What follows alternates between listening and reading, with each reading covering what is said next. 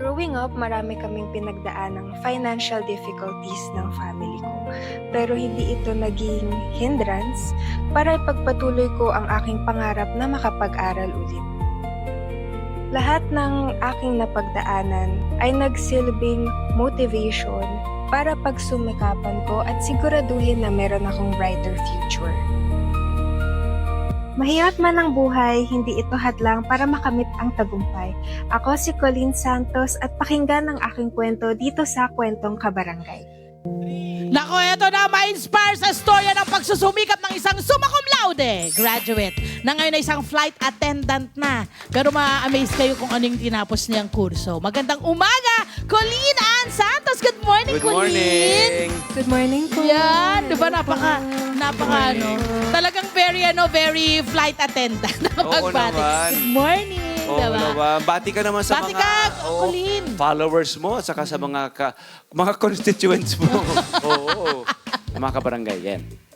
Hello po sa aking family, sa aking friends, at sa aking mga workmates. Hello po, magandang umaga po sa inyo. Yan. Morning! Ako, Naku, nag-start siyang maging working student ng 19. Tama ba? Or 15? Bakit kailangan mong maging working student? Kasi po, on top of being an out-of-school youth, No. sobrang hirap po talaga ng sitwasyon namin sa pamilya. Okay, Opo, okay. may pinagdadaanan po yung family ko po. Yes, Kaya kailangan ko rin correct. po mag-contribute sa expenses po. So sa financially, hindi kakayanin na Yes po. sila lang ang mag-provide for you. Yes. ilan kayo sa pamilya? Ilan kayo magkakapatid? Or ikaw ba'y panganay, bunso? Ayan. Only child lang Only po. ako. child. Okay, so meron ding pressure din yun. Meron di ba? talaga. Kasi parang wala kang magiging katuwang. Usually may mga Oo. kapatid ka. Yes. Pwede mong sandalan, pwede mong lapitan. Ibang challenge yan. Share tayo, hati tayo. Ikaw lang mag-isa. Paano mo ito Correct. nalagpasan? Paano ginawa mong diskarte at 15? Oo. Hindi lang naman po ako yung mag-isa Oo. na tumaguyod sa sarili ko tsaka Aha. sa pamilya ko po. Oo. Humingi din po ako ng tulong sa mga churchmates ko po. Actually, sila po yung nagpo-provide sa akin ng trabaho since minor pa po ako. noon. Anong mga trabaho ang binibigay sa'yo? Marami po, iba-iba po yung naging trabaho ko. Naging babysitter pa nga po ako noon. Wow. Tagabantay po Discarding malupit. sa awa po ng Diyos. Tagabantay po ng tindahan. Aha. Tapos nung college po ako. Wala kang piniling no? Basta makakatulong sa'yo. Opo. Ang At galing. nagpursige siya. Alam mo ba, siya ay nakapasok sa UP. Correct. Diba? Anong kurso mo? Anong course mo sa UP Diliman? BA Philosophy po. Philosophy. Yan, diba? Diba? Pwede palang maging flight attendant ang mga nagtapos ng oo naman, philosophy. oo naman. Tapos sabi nga niya sa akin, minsan daw pwedeng dumiretso bilang guro or pwede ring Sa law school lawyer, po. lawyer, Yes po. no? Ang galing, ang daming pwede. Tapos, pero at some point daw, nahinto ka muna ng pag-aaral. Yes Tama? Okay. And then, it's financial problem din. Yun. Yes po. Yun. Kaya bumalik ka ulit, pero this time, sumali ka tumulong ka na rin para sa sarili mo. Yes. Okay. Gaano katagal nang tumigil? 7 years po. 7 years ka rin Mahaba-haba. tumigil sa pag-aaral? Opo, simula po ng grade 6 po ako. Hindi na po ako nag-aral nun. Okay, and so, ang laki ng talon, ang laki ng Ang laki ng gap. Oo. Paano, nung nakapasok ka ulit, anong year na ang pinasok mo? And ilang taong ganun? Senior high school po ako nun, grade 11 po, at 19 na po ako Ang laking nun. paghahabol nun, Oo. ano? Pero ano ka, Galing. tama ba, ALS ba Yes yun? po, Nag-ALS alternative siya. learning Ang system. galing. Napakaling na batang to. Ang galing. Ito, tingnan nyo ha.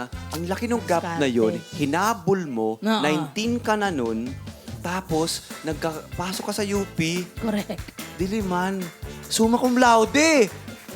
Di ba? Yun. Alright. Okay. So, paano naging proseso nun?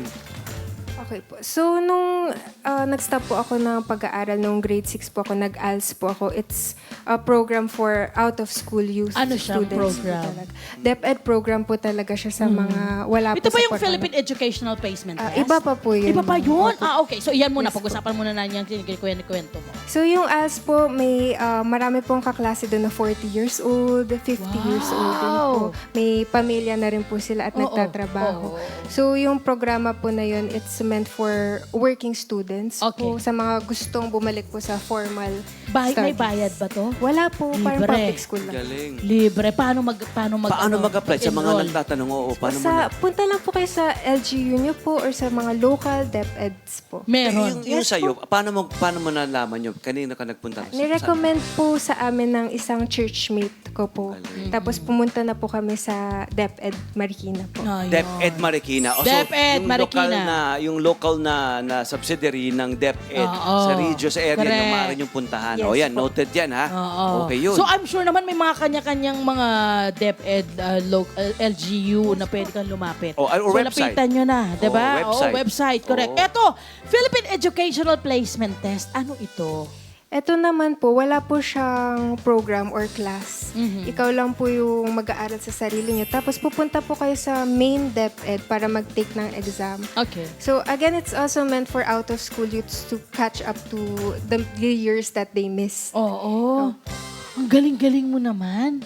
Sa awa po Di ba? Sa ang husay mo. At paano Abilidad. mo nalaman tong mga to? Maabilidad. Correct, maabilidad. Paano mo nalaman? Nag-research ka, nagtanong-tanong, paano ang ginawa mo? Yes po, nagtanong-tanong din po sa mga churchmate po. Mga sa awa kaibigan mo. naman, opo, nagbibigay naman po sila. ng Actually, walang information. nawawala, my friend, sa pagtatanong. Wala. Mas okay nga tanong ka ng tanong. Kaya nga, di ba, huwag mahihiyain, di ba? Correct. Kasi pag mahihiyain, mahina ang loob, walang mararating. Correct. Ikaw ay talaga sa kwento mo, sa journey mo, alatang maabilidad ka, malakas ang loob mo, di ba? Saan mo nang hinuhugot yung lakas ng loob na ito? Hinuhugot ko po yung lakas ng loob ko sa pamilya ko po. Oo, no? Sila motivation, no? Correct, yung motivasyon nila. At nung nag-aaral ka rin ng kolehiyo, ano ba, working student ka rin? Yes po. Ay, grabe. Anong mga trabaho ang pinasok mo nung ikaw ay nag-aaral ng kolehiyo? Pinasok ko po yung pagla-live sell sa mga social media okay, po. nakatulong ng gusto. And Yes then, po, yung magkano ba pagmamodel. kinikita ng mga nagla-live sell? Depende din po sa sipag, ma'am. Oo. So, halimbawa, kung talagang masipag na masipag ka, umaabot ng magkano ang iyong parang take-home pay? 20 to 30K po. Net A na po night? yun. A night Hindi po, yun? isang buwan po. Sa isang buwan mo, Opo. malaking tulong sa'yo. Opo, sobra Diba? po. Ano ang na-accommodate niyang mga pangangailangan mo na nababayaran, yung kinikita mo na yan? Mostly naman po, hindi naman po sa sarili ko kasi since free po yung tuition sa UP. Wow! Kasi saka meron So, din siya tumulong mga na rin siya sa ibang pamilya. Oo, meron din siya ibang ginagawa. Modeling, Correct. nagpo-model siya. Oo. Di ba? Talagang naging puhunan niya ang kanyang ganda at talino. Correct. Di My ba? friend, hindi Oo. lang yun, consistent siyang Dean's Lister and President's Lister. Wow! Ay, hindi naman tayo nagugulat. Natutuwa ako sa'yo. Diba? Parang grabe no? Grabe yung pagpupursige na ginagawa mo. Paano mo ginawa yun? Yung pananatili sa ganoong, sa listahan ng presidente at sa pagiging Dean's Lister and pagiging President's Lister. I always keep myself motivated to my goal po. Inaalis ko po yung mga Galing. distractions. Do you Oo. write your goals? Do you parang ganito, by this time, dapat May nakuha ko na journal, to. May ganyan nag-journal ka ka ba? ba? More on picture po. Nilalagay ko po sa wall ko po. Wow. Picture ng pamilya ko po. Oo naman. ganda. Di ba? Ang Meron husay siyang, na di ba, may bata. mood board siya, may inspo. Di ba? Meron siyang Yes! inspiration Pag nakikita, board. halimbawa, pagod na siya, nakita niya yan. Oo nga pala. Oo naman. Naaalala siya. Papaalalahanan siya. Yes, correct, I would think correct. ikaw yung tipong hindi ka Bibigay. nakikisabay sa Keeping Up with the Joneses. Di ba yung tipong kapag lumalabas pala mall ang mga kabarkada. Yeah. Ikaw, I would think Hindi uwi ka na lang, no? waldas. Hindi po. Feeling ko matipid to Yun eh. na nga, gusto kong malaman sa kanya. Masinop. Paano mo inaano yung paggastos? Pati ba yung pinaplano mo rin? Yes po. Galing. Kailangan po. Galing na bata. Okay, so ito na. Summa cum laude ka na, tumutuntong ka na doon. Kukunin mo na, tatanggapin mo na. Andun yung mga magulang mo. Yeah. Anong nararamdaman mo nung moment na yun? I still feel I'm in cloud 9 po. Totoo naman. Sarap ng pakiramdam. Oo. At ako dapat, ako feeling ko kung ako man yun, maniniwala ako na nagawa ko yun kasi ang dami mong ginawa.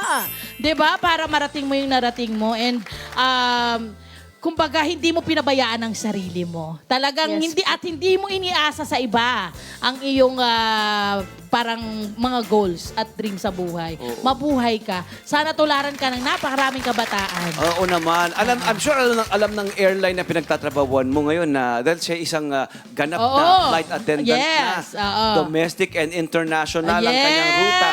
Diba? I'm sure alam naman nila na summa cum laude ka. Diba? Yes po. Kaya laking opportunity, di ba? No? Tama, Maaari tama. kang hindi lang doon. Oo. Diba? Mag-corporate Alam mo ba, din friend, at pati ang pagiging umalago flight attendant internationally. niya, plinano niya rin. Pinlano. Kasi alam niya na maganda rin ang Ipinanalangin mo rin. Oo, Ipinanalangin diba? niya rin. Ay, naku, Colleen, mabuhay ka! Payo. Pahingi Mabuhay naman ng ka! payo. Mari ba makahingi ng payo mula Pao sa'yo? nga sa para mga kabataan, Colleen, kabataan? lalo na dun sa mga possible na nadidepress, hindi alam kung anong gagawin, nalilito, natatakot. Ano ang maipapayo mo sa kanila? Ang maipapayo ko po sa mga out-of-school youth ngayon ay wag na wag po kayong susuko na abutin yung mga pangarap nyo. Especially yung pangarap na makapag-aral ulit. May mga panahon po talaga na parang imposibleng makamit yung mga gusto nyong mag-aral ulit. Pero palagi nyong tatandaan na palaging may pag-asa. And Laging may paraan. Yes po. Oo. Dahil para, Research lang. Research lang at tanong-tanong. At magpursige ka na pag nakapasok ka na doon, Huwag nabigay nang na sa'yo pakawalan, huwag sayangin. Do Kapit! not take it for granted. O, Oo. kapitan mo na talaga. Diba? Ang galing. Mabuhay ka, We love you, Colleen. God bless you.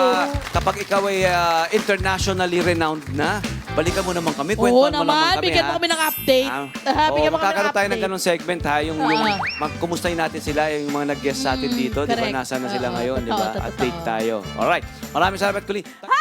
Sumama naman sa Profile, mga Kanet 25. This is Love and New Verbo. For more love, Tunipet, and Arafang updates, just click the subscribe button and follow us on our Net25 social media pages at Net25 TV and Net25 Entertainment Facebook. See ya. I love ya.